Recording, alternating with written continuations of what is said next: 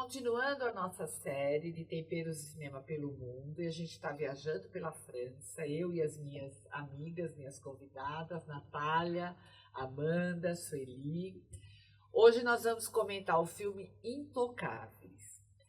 Esse filme, para mim, é um filme muito bonito, muito reflexivo. Eu diria que ele fala de uma relação improvável, de uma amizade assim, que a gente chama de improvável.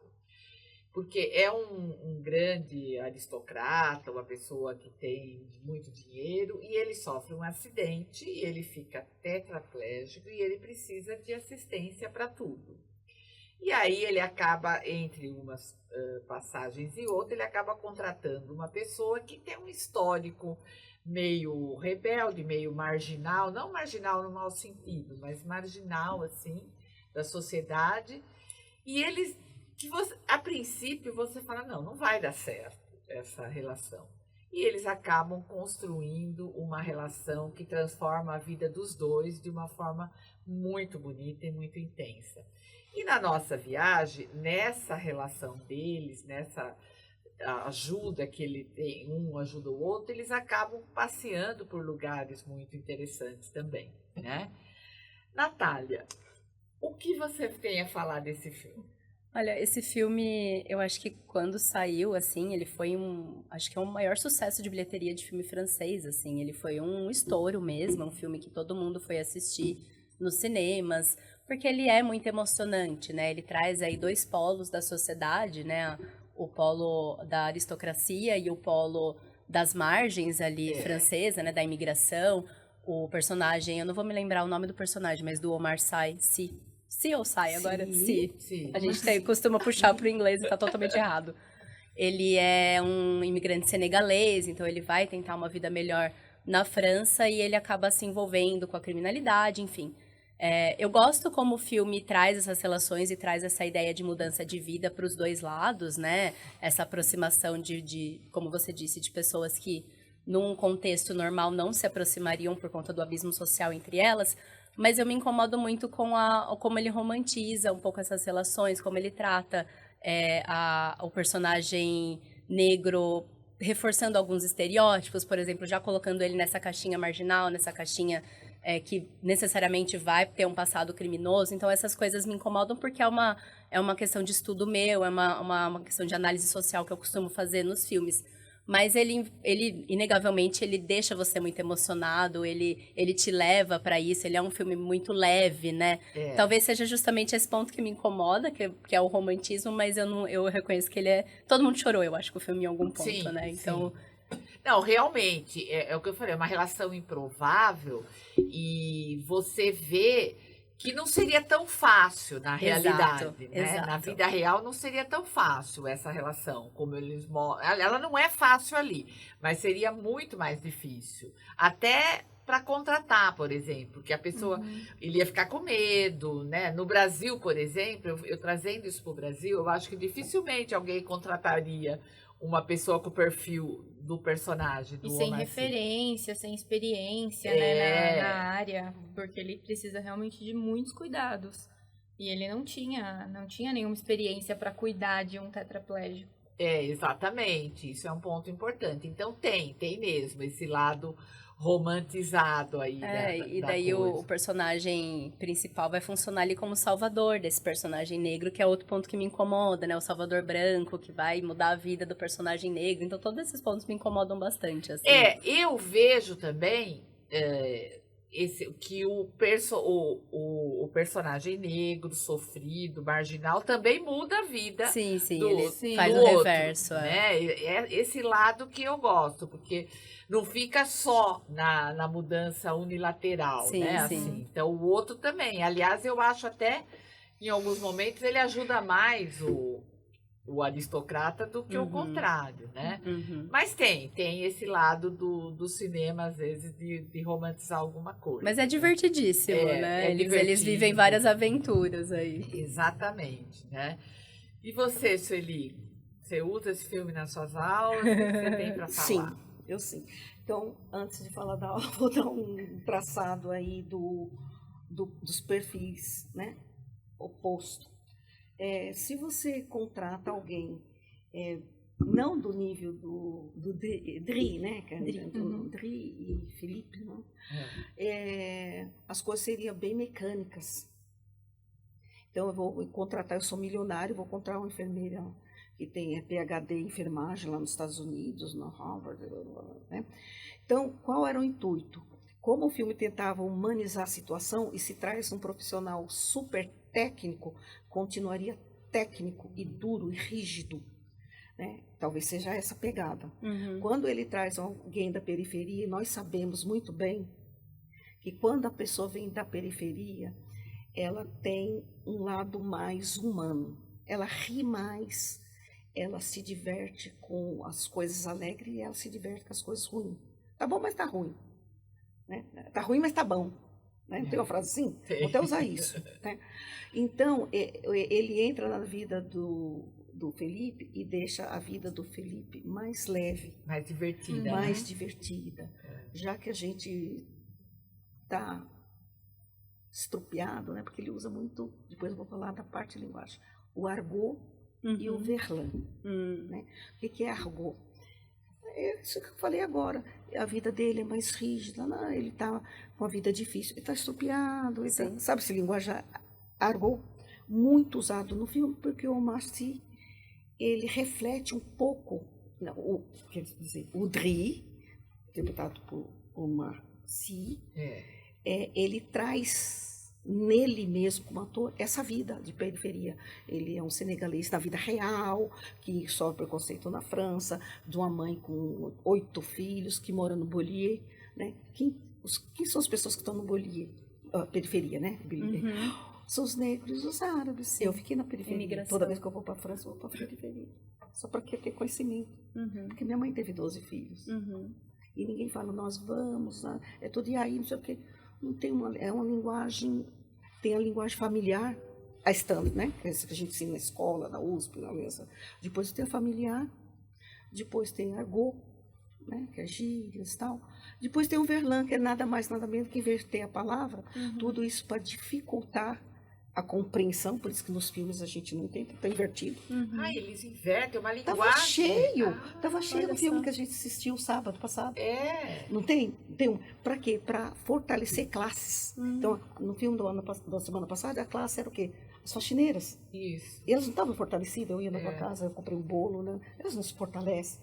Elas não usam a linguagem do Felipe, que é um estocrata. Olha, e tem essa finalidade de fortalecimento. Não tinha nem noção disso. Eu também não. Tá? Então, o argot, eu estou estudando pra caramba argot, porque é a minha praia. Eu sou uma mulher, embora branca de olho azul e tal, de periferia, de ex-empregada doméstica, do papá, e tem essa linguagem. Depois eu vim para essa linguagem, mas eu adoro aquela lá, entendeu? Ela deixa mais leve. É a linguagem do churrasco. Você vai no churrasco, entendeu? Churrasco. Passando então, a gente saindo do vinho da Provence, nós vamos agora para um fundo de churrasco na laje. Um fundo de quintal, né? Minha casa tem um fundo de quintal, que a gente põe um pagodinho lá, ou o que você gosta, pode ser um sambinha. Agora vou mudar aqui, eu quero, sei lá, Almir Sater, né? Lá do Mato Grosso, não importa. E a gente vai ter aquele linguajar. Né? Então, o Omar Sy faz isso, marcando o Bollier, marcando a vida que ele teve. Ele ali, tem um momento que ele fala para o outro, eu estou mais sair das letras, que ele fala, qual o teu gosto musical, não sei, alguma coisa e tal. Daí ele põe umas músicas negras, tá? Sim. E o outro põe lá, aí ele fala do Beliots. Ele fala, eu conheço aquele hotel. Ele falou, não, é um escritor, vinda da letra, né? Letrado, né? E esse contraste deixa a vida do cadeirante, que está pesadíssima, mais leve. Né? E a gente não encontraria essa leveza, uma pessoa, eu sou enfermeira do Albert Einstein, né? E estou aqui. Né? Ele precisou encontrar na deficiência a humanização de alguma forma. Né? A parte bacana é essa humanização. Fazer o cara se sentir vivo. Porque ele estava se sentindo morto. Exatamente. Ele fala disso, inclusive, numa cena, né? Como que ele te trata? Um familiar dele questiona, como que ele te trata? Como que ele vai cuidar de você? Aí ele responde, ele me trata normal. Ele não me trata cheio de de não me toque, Isso. de coisas, porque é isso, aí, através disso Porque eu que acho que traz a quando uma leveza. pessoa está numa situação dessa, de total dependência, o que ela menos quer é ser tratada com esse excesso de cuidado, Exato. né? Exatamente. E ele faz o Felipe viver, porque o Felipe é uma pessoa que já se sente morta, né? Grosso Por causa modo, de todas né? as limitações, né? Sobre língua, que é a minha parte. Tem um momento que ele fala coisas que o Felipe não entende. E os dois são franceses, os dois são parisienses. Curioso, né? Ele fala assim, pas de bras, pas de chocolat. Je déconne, né? Je déconne é um argot. Né? Que seria uma gíria nossa. Isso! Então, ao invés de falar assim, eu estou brincando com você, né? Tipo, eu tô tirando com você. Sim. Tirando, imagina, tô tirando com Minha você. neta falou, tô trolando. Isso, pronto, pegou legal para agora, né? Então, je déconne, né? Je déconne. Ele teve que traduzir os negócios para o homem, porque aquele linguajar o homem nunca ouviu, ele não sabe o que é aquilo. Olha que interessante. E depois tem uma outra lá que ele fala, agora não vou lembrar Dá todas, vontade de né? assistir de novo agora, prestar atenção Então tem nisso. várias linguagens que deixam interessante. E ele começa a rir. Ele começa a rir porque ele fala, o homem não entende. Depois que ele explica o francês da periferia do Bolívia, aí ele, Aí que ele dá tá risada. tirando com você. Quando ele pede beijo, ele fala assim, vai ter que me beijar. Aí ele faz uma cara bem séria, né? Não está traduzido como beijar, né? Mas não é essa, né? Lá no filme. No português está beijando. Para isso você tem que dar um beijinho. O homem fica assim, imagina esse criolão de 1,90 m vindo aqui. O que eu vou fazer? Porque eu não mexo o braço para dar um... Né? Gente, ele ficou assim, né, no filme. Ele falou assim, je déconne. De novo ele fala, né? Então ele usa várias linguagens. Estou brincando. Aí ele ri, porque o cara não entendeu. Eu achou bizarro. Como que ele não entende o que eu estou falando? E o Felipe relaxa e ri. Que era brincadeira, eu estava tenso, porque se esse eu subir aqui, não tem ninguém nessa mansão, né? É muito legal, é muito humanizado aquilo. Tem esse lado que você falou, né? Que a gente não gosta muito. De reforço exterior. Mas se a gente olhar para o outro ângulo, se coloca uma pessoa muito ali, né? Não sei quem foi do Brasil, que pôs babá que tinha que falar inglês. Né? Gente, se põe uma moça que cuida mais humano, a criança vai criar mais leve, mais solta. Né? Então, é interessante porque a Sueli vê essa coisa da linguagem, né? Que a gente não tem ideia. A gente percebeu alguma piada ali ou não, mas a gente não tinha essa visão. Né? A linguagem ali foi fundamental para quebrar barreiras, no meu ponto de vista, né? Que eu não sou virtuária. Quebrar barreira e quebrar paradigma. Você pode sim ter uma surpresa abrindo mão de alguns preconceitos. Né? Falam do prejuízo de mão. Essa mensagem é muito clara mesmo. Você pode quebrar. E você, Amanda, tão jovem assim, o que você vê numa relação dessa nesse filme? Eu acho que esse filme traz muito pra mim o cuidado com o próximo, assim, esse poder de transformar a vida do outro, né, mesmo numa situação dessa.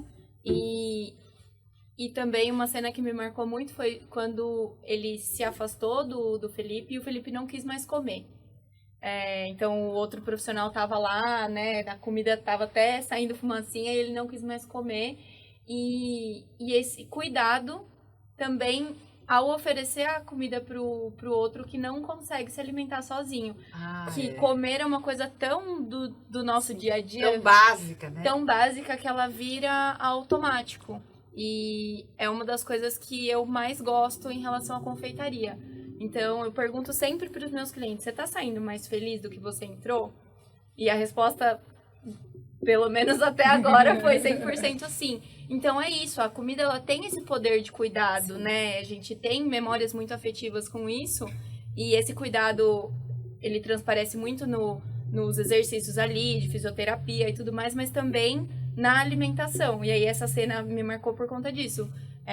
Eu tô tão infeliz que eu não tenho mais meu amigo por perto que nem comer eu quero mais.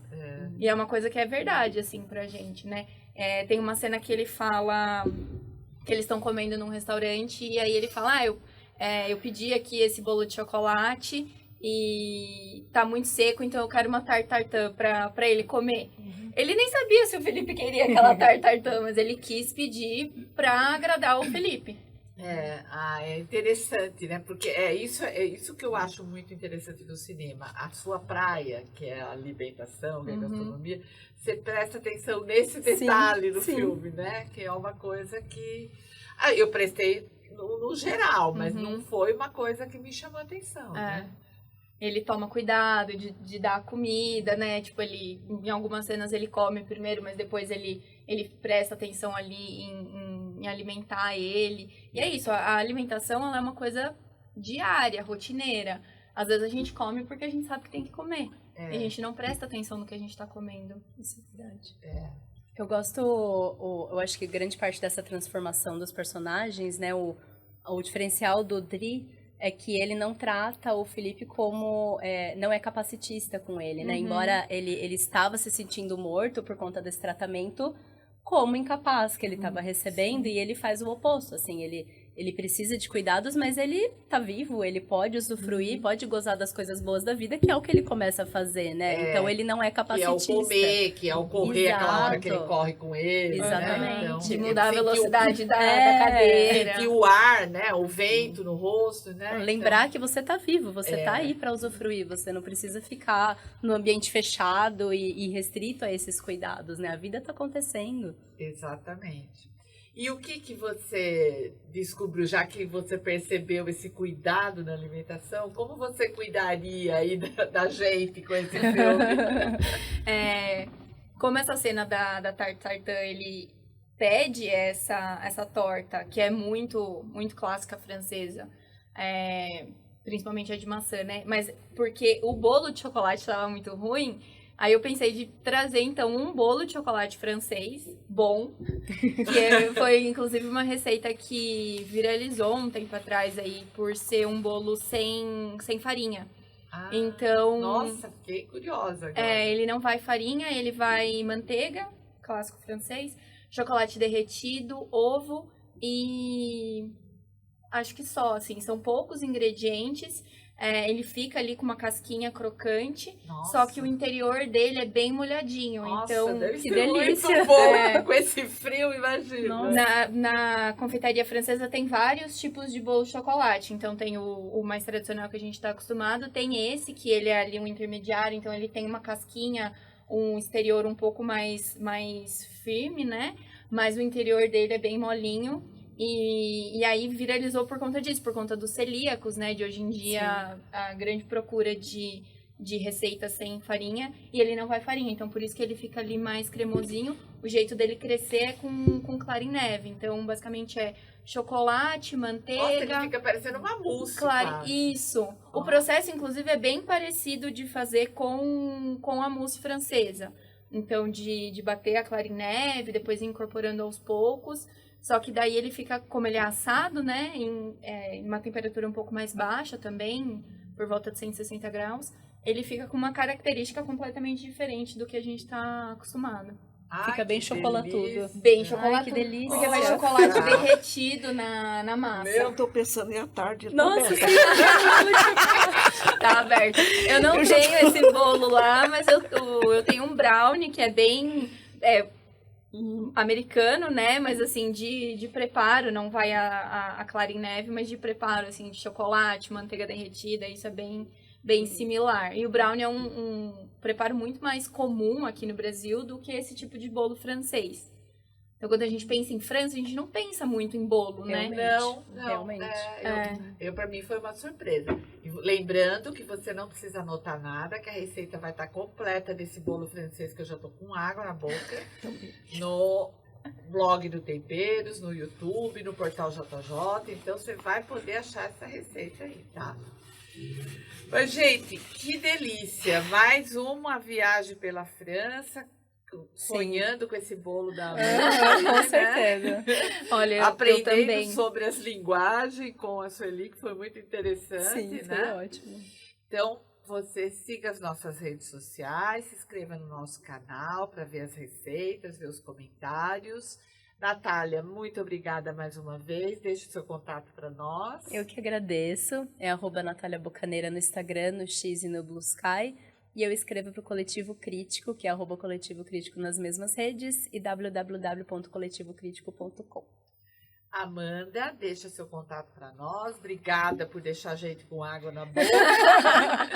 Então eu deixo o convite para todo mundo que for de Jundiaí ir lá na minha confeitaria, fica próximo da Rua do Retiro.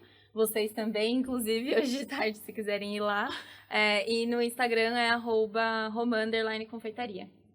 Sueli, obrigada por a sua contribuição. Estou aprendendo muito aqui sobre a França e deixa o seu contato aí também. Muito obrigada. Bila Cardoso, Bila com H, no Insta e no Facebook. Bila Cardoso. E para você, mais uma vez, obrigada por acompanhar nossa série. E na próxima semana, o último episódio da série Pela França.